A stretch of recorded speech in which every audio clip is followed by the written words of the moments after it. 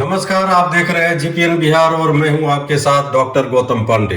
दोस्तों, जैसा कि आपको पता है कि वक्फ संशोधन बिल लोकसभा और राज्यसभा दोनों में पास हो चुका है। अब ये बिल कानून में बदलने से बस एक कदम दूर रह गया है और वह कदम है महामहिम राष्ट्रपति से अप्रूवल लेना। राजनीति के जानकारों के अनुसार महामहिम से भी जल्द ही इस बिल को पास करा लिया जाएगा, फिर पूरे देश में यह कानून लागू हो जाएगा। लोकसभा की तरह ही राज्यसभा में भी इस बिल पर एक लंबी चर्चा चली। चर्चा लगभग 12 घंटे तक चली थी और उसके बाद यह बिल ध्वनि मत से पास हो गया। इसी चर्चा के दौरान बीजेपी के राज्यसभा सांसद डॉक्टर सुधांशु त्रिवेदी का दिया गया एक भाषण चर्चा में रहा। सुधांशु जी को अगर एक विशाल लाइब्रेरी कहा जाए तो कोई गलत नहीं होगा। उनके हर भाषण में उनकी विद्वता साफ झलकती है, चाहे वह राजनीति की बात करें, धर्म की बात करें या विज्ञान की बात करें। उनकी बात से साफ झलकता है कि वो भाषण देने से पहले कितना अध्ययन करते हैं, चाहे वो विषय कोई सा भी रहे। बगैर अध्ययन के वो कभी भाषण नहीं देते हैं और भाषण के दौरान जो कुछ भी बोलते हैं उसको वो प्रमाणित करते हैं। यूं ही औरों की तरह हवा में तीर नहीं छोड़ते हैं वो। एक खास बात और भी है कि जब भी और जैसे भी चाहे जहां भी मौका मिलता है, विपक्षियों को घेरने में वो कभी कोई कसर बाकी नहीं रखते हैं। इस बिल पर चर्चा के दौरान भी यही स्थिति रही। कई मौके ऐसे मिले जहां पर उन्होंने विपक्षियों को जबरदस्त तरीके से घेरा। अब इस बिल पर उन्होंने क्या कुछ कहा है, आइए देखते हैं इस वीडियो में।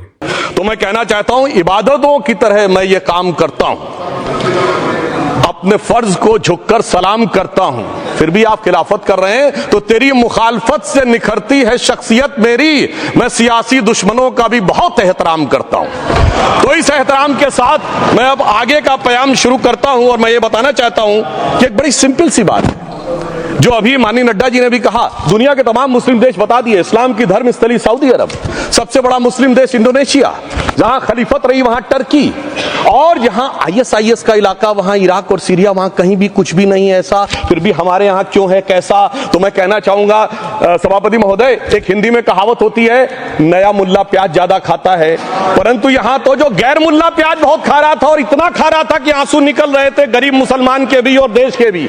इसलिए मैं कहना चाहता हूं सभापति महोदय, अगर छोड़ दीजिए भारत की बात करिए तो क्या ऐसी कोई शक्ति सिखों के पास है, ईसाइयों के पास है, यहूदियों के पास है, पारसियों के पास है? नहीं है। छोड़ दीजिए, इस्लाम के अंदर आइए। अगर इतना भाईचारा है तो ये सुन्नी वक्फ बोर्ड और शिया वक्फ बोर्ड अलग क्यों है मेरे भाई? जमीन पे एक दूसरे पे एतबार नहीं है, सिर्फ सियासत के लिए साथ में आने की बात है। ये भी जरा सोचने की बात है। और जो अकलियतों में भी अकलियत है, आगा खानी है, बाकी है, जो बोहरा हैं, उनकी तो कोई गिनती नहीं है। हमारी सरकार ने पहली बार मुस्लिम समाज के अंदर भी ईमानदारी से सबको समान प्रतिनिधित्व देते हुए एक नई सुबह के नए वक्फ का आगाज किया है। इसके लिए मैं सरकार को बधाई देना चाहता हूं। ताजमहल पर भी दावा कर दिया गया। अब तो मैं पूछना चाहता हूं, सुप्रीम कोर्ट ने अपने जजमेंट में कहा कि भाई शाहजहां के जमाने का लिखा फरमान लेके आइए, तब हम मानेंगे कि इस पे कोई दावा है या नहीं। ए पिसर तू अजब मुसलमानी, जे पिदरे जिंदा आप तरसानी, आफरीन हिंदुआन सदबार, जे देहंद पिदरावा मुर्दा देवम आप। मतलब तू कैसा मुसलमान है जो जिंदा बाप को पानी के लिए तरसा रहा है? तुझसे तो आफरीन 100 बार उन हिंदुओं को है जो पितृपक्ष में मरे हुए बाप को भी पानी देते हैं। हाँ, मगर जब इसकी बात आती तो भी माननीय खड़गे जी भी बोल रहे थे, माननीय संजय सिंह जी भी बोल रहे थे, मनोज झा जी भी बोल रहे थे कि साहब आपके यहाँ वो कितने पुजारी हैं और कितने किस वर्ग के पुजारी हैं। तो मैं उनको बताना चाहता हूं, केवल अकेले जूना अखाड़े ने पिछले साल 71 SC ST लोगों को महामंडलेश्वर बनाया। अरे आप तो हमारे सदन में बैठे हुए बाल योगी उमेश नाथ जी नहीं दिखते? वैसे तो कहा जाता है जात ना पूछो साधु की, मगर मैं बताना चाहता हूं विश्व हिंदू परिषद के 50,000 से अधिक पुजारी ट्राइबल्स में जो शेड्यूल कास्ट है जो काम कर रहे हैं। मगर मैं हद अदब से पूछना चाहता हूं, बताइए मुल्ला, मौलवी, मुफ्ती, मुकर्रम, बारी, हाफिज में से कितने पसमंदा हैं? उसमें कितने जुलाहा, अंसारी, गौसी, बताइए मिरासी कितने हैं? बाकी छोड़िए, पसंदला बोर्ड में है क्या? अरे वक्फ बोर्ड में है क्या? इसीलिए मैं कहता हूं, खुद मियां फजीहत, दूसरों को नसीहत। सभापति महोदय, कुछ लोग वो हैं जो उम्मा का ख्वाब पाले हुए थे, उम्मा शायद हमारे बहुत से लोग समझते हो ना समझते हो, पूरी एक एंटायर जो इस्लामिक खलीफत और राज होता है उसको उम्मा कहते हैं। उम्मीद वालों को तो उम्मीद की नई रोशनी दिख रही है, उम्मा वालों की उम्मीद पे पानी फिर रहा है। तो ये उम्मीद और उम्मा के बीच का भी मामला है। अब एक बात और है, दूसरे धर्म स्थलों के बारे में विषय आता है तो मैं याद दिलाना चाहता हूं, केरला के कैथोलिक चर्च ने 31 मार्च 2025 को जो लिखा, सिर्फ उसकी लास्ट की 2 लाइन बोलना चाहता हूं। We request the central government to get the amendment bill passed as early as possible so that the tears of thousands of suffering people in the place like Munambam can be wiped out only by a legal amendment that can provide a permanent solution to their suffering. We urge all the MPs from opposition party to support the bill so that the historic legislation can become unanimous। मगर सभापति महोदय, ये अल्पसंख्यकों की बात करने वाले जब अल्पसंख्यक की बात आती तराजू पे तौलते हैं, किसका वेट ज्यादा है, किसकी धमक ज्यादा है, किसकी खनक ज्यादा है, फिर तय करते हैं कि माइनॉरिटी के साथ आना है, किस माइनॉरिटी के साथ नहीं आना है। और मैं एक और बात कहना चाहता हूं, तमिलनाडु के तिरुचेरी मंदिर की बात आई, यमुनानगर में गुरुद्वारे की बात आई, केरल में क्रिश्चियन कम्युनिटी की जमीन की बात आई। बहुत सारे लोग प्लेसेस ऑफ वर्शिप के एक्ट की बात करते हैं, तो as per places of worship act Tamil Nadu का मंदिर का तो स्टेटस नहीं चेंज हो सकता भाई। 15 अगस्त 47 के बाद किसी प्लेस ऑफ वर्शिप का स्टेटस नहीं चेंज हो सकता, तो वक्फ बोर्ड को क्लेम फॉरफिट कर देना चाहिए, because it is in contrast to the places of worship act. परंतु अब सुनिए, यही गुरुद्वारे के बारे में भी होना चाहिए। मगर सभापति महोदय, चाहे वक्फ बोर्ड का एक्ट हो, चाहे प्लेसेस ऑफ वर्शिप एक्ट हो, एक ही को फायदा होना है, जिसे कहावत में कहते हैं खरबूजा छुरी पर गिरे या छुरी खरबूजे पे गिरे, आखिर में कटना भगवे रंग के खरबूजे को ही होता है। अब मैं यह भी बताना चाहता हूं कि इन संपत्तियों के द्वारा जो कुछ हुआ, उन्होंने इतनी चीजों को लिया है, इतनी चीजों को लिया है। एक पुराना उर्दू का शेर है कि मिटे नामियों के निशान कैसे कैसे, और ये जमीन खा गई आसमां कैसे कैसे।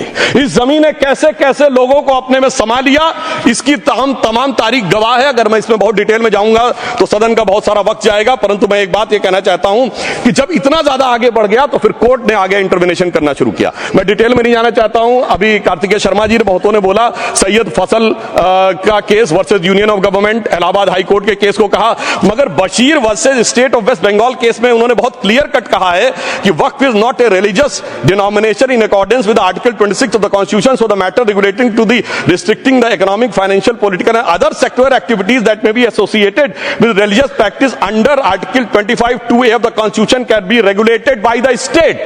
तो मुझे लगता है अब इसके बाद कोई किंतु परंतु का स्कोप नहीं रह जाना चाहिए। परंतु उसके बाद भी सभापति महोदय, जो कानून को न माने, जो कहे संविधान को नहीं मानेंगे, और जो ये कहे कि साहब अदालत के आदेश को भी नहीं मानेंगे, तो फिर इसका मतलब उसके मन में तो एक ऐसी बादशाही आ गई है। इसके लिए मुझे सभापति महोदय, वो पुरानी वाली फिल्म अगर लोगों को याद हो तो मुगले आजम का वो सीन याद आता है कि जब अकबर ने अनारकली को कैद कर लिया तो सलीम कहता है जब्त मैं करूं जिसकी की जमीन वीरान हो गई है, जब्त वो न करे जिनके सिर्फ शौ के बाद चाहत को ठेस पहुंची है। ये जिल्ले इलाही की बादशाही नहीं बल्कि खुदाई है। मैं कहना चाहता हूं जो संविधान को न माने, कानून का न माने, इसका मतलब वो अपनी खुदाई में जी रहा है। तो ये वो लोग हैं। और वैसे मैं सभापति महोदय, खुदाई से आजकल बहुत से लोगों को डर लगता है, क्योंकि जहां जहां खुदा है वहां वहां भगवान है, जहां जहां खुदा है वहां वहां भगवान है। बाकी आप सब बहुत बुद्धिमान हैं।